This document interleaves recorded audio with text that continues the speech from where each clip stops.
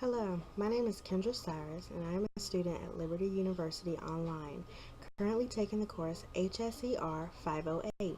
This is my final project for the course in interpersonal communication. My objective for this presentation is to discuss what is interpersonal communication, my overarching goal, enlarging the conversation, assessments, personality and behavioral blends, obstacles and barriers, internal and external noise pollution, and actions speak louder than words, which is how I hope to achieve my overarching goal. So, what is interpersonal communication? Well, Stewart states that interpersonal communication is the continuous, complex, and collaborative process of verbal and nonverbal meaning making. To us, interpersonal communication is a series of learned behaviors. These behaviors help individuals to improve their relationships, and these skills can be learned through realization that there is a need for constant improvement. There are levels of interpersonal communication ranging from direct to indirect. Direct meaning family, and indirect meaning friends and coworkers. Interpersonal communication occurs when an individual's role is ignored and communication is solely focused on that person. Burley Allen states that it is difficult to understand others until we learn to listen effectively to ourselves, which I agree with. So, what are my overarching goals for this course? Well, first, my goal is to not only hear the problem, but to also listen and understand the problem. It's easy to hear, but when you fully understand with your mind, then therefore you have listened. I also would like to know when to ask questions. When is it appropriate to intervene? To obtain level 1 listening skill, empathy. And I would also like to allow God to influence me in all aspects of my life and conversation.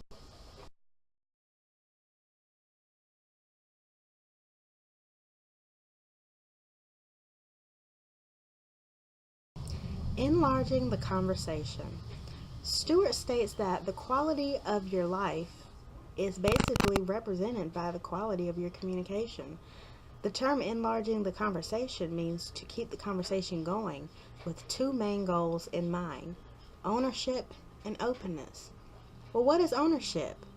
In communication, ownership means to take responsibility for the feelings and thoughts that are ours. Openness means to make it clear that we are open to other people and that they too are people who have something to offer. This can be very difficult for some in conversation. So now let us talk about the assessments that were used since the beginning of this course. The first being the Uniquely You DISC profile. The second being the Discovery Health Interpersonal Skills Test. We will also go over the results and behavioral blends.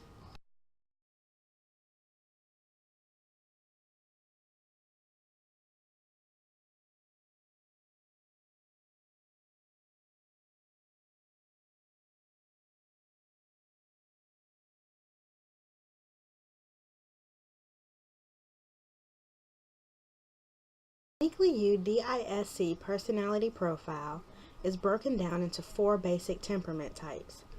D, being active and outgoing, means that the person is dominating, demanding, determined, and decisive. I, being people oriented, so that person is inspiring, influencing, and interactive. S, being passive and reserved, steady, stable, and secure. C, being task oriented, cautious, calculated, careful, and competent. What is a behavioral blend? Well, a behavioral blend is a specific pattern of personality that influences the way one thinks, acts, and feels. Carbonell suggests that the DISC is an exact model of human behavior and temperament, hence the official name of the assessment, the Four Temperament Model of Human Behavior. My suggested behavioral blend for this course was resulted to me by using two graphs. The first graph meaning expectation, so what is expected of me. The second being reality, what is actually me. So the first graph, expectation, I range the CS personality. This means that I enjoy stability, I'm interested in the observation of others, I'm pretty much set in my ways and do not enjoy change, and I'm very cautious. Graph 2, being reality, I got a CIS personality, which is very similar to the CS. I'm passive, organized, peaceful, and avoid conflict. I prefer structure over chaos, and I have a need to be direct.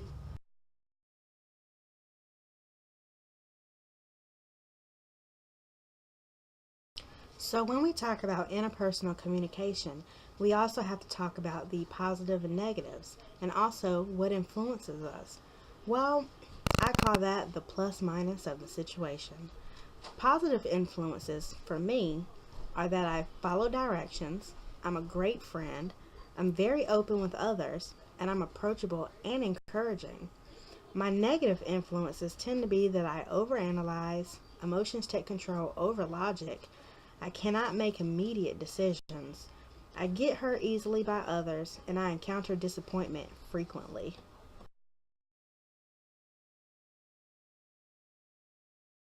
So that was all of the Uniquely You tests. Now we're going to go into the Discovery Health Interpersonal Skills test.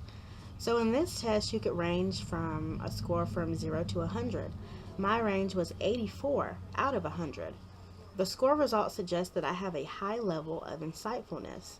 The website states that because of my results, it indicates that I am extremely adept at interpreting other people's words and actions and seeing things from their perspective, which likely results in very few misunderstandings. I'm not sure if I agree with that, but let me continue. You seem to realize that empathy is an essential part of good interpersonal skills, and therefore, I will do my best to place myself in other people's shoes in order to better understand them. You can generally get a good sense of what others are thinking and will likely adjust yourself accordingly if the people you're conversing with seem confused or perhaps uncomfortable. I can get that, especially seeing as I want to go into the counseling field.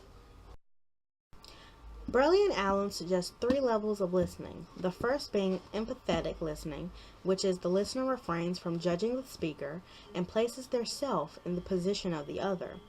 The second being, you're hearing me, but are you listening?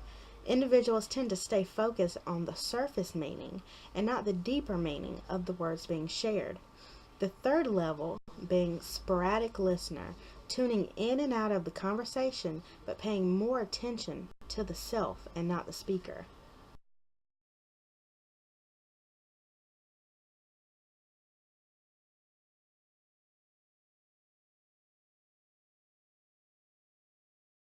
Of course, with every good thing, there has to be a bad. So, what are the barriers of interpersonal communication that we have to get over? The first being biased listening. This is rhetorical communication, social chameleons, and inferring. The second being physical barriers, fatigue, hunger, stress, and sickness. Then you have semantic barriers, which are the meanings are in the people and not just the words. External distractions, which are deception, tears, nexting, and resistance. And then you have what Peterson calls the flat brain syndrome. This includes the flat brain tango and the head, heart, and stomach talk.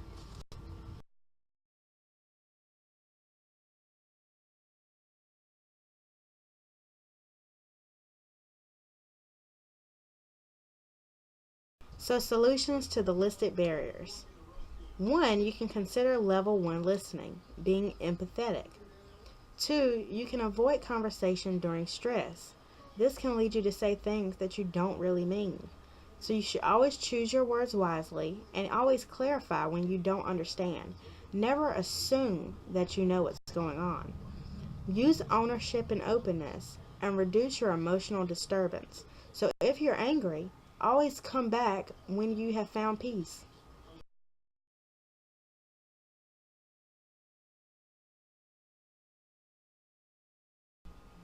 Noise pollution. What is noise pollution? Noise pollution are things that distract us from being effective listeners.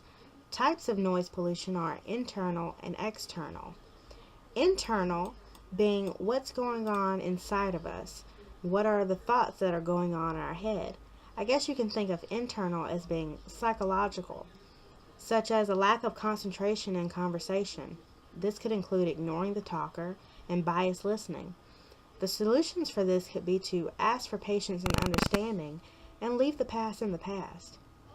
External pollution being environmental. These are outside noises such as the sound of cars passing, trains, and children crying.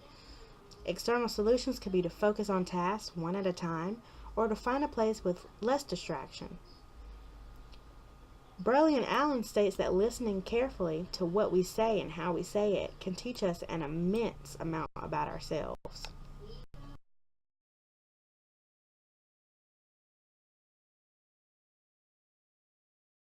So what is my action plan to achieve my goals? Well, the first thing that I would like to do is to never assume or infer what another person means. This tends to be a major downfall in my own communication. I would like to avoid being judgmental, and by not assuming, I can then focus solely on the facts. By improving my communication skills, I can improve the overall relationship. Plus, I should just say yes, man. I need to be more decisive and firm in my decisions and actions. This will allow me to obtain more opportunity. I should also ask questions if I do not understand, because by listening with intent, I can form bonds and show respect to the speaker. Focus not on my own thoughts or conflicts and focus more on the other person, and respect that everyone has their own opinion.